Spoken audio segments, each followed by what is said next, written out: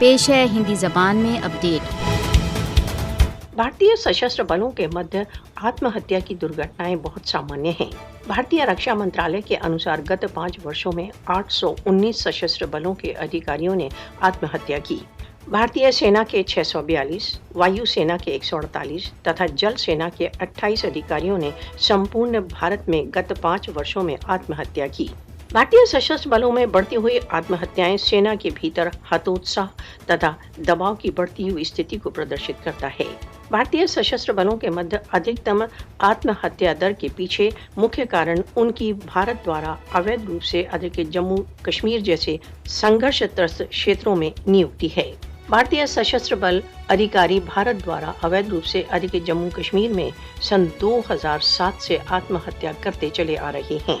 सन 2022 में भारत द्वारा अवैध रूप से अधिकृत जम्मू कश्मीर में अब तक 21 भारतीय सैन्य अधिकारी आत्महत्या कर चुके हैं।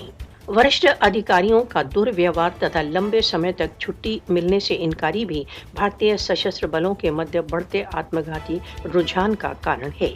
भारतीय सशस्त्र बलों के मध्य कार्यस्थल पर दुर्व्यवहार तथा अनिवार्य सेवाओं की अनुपलब्धि भी भारतीय सेना में बढ़ती आत्महत्याओं के कारणों में है।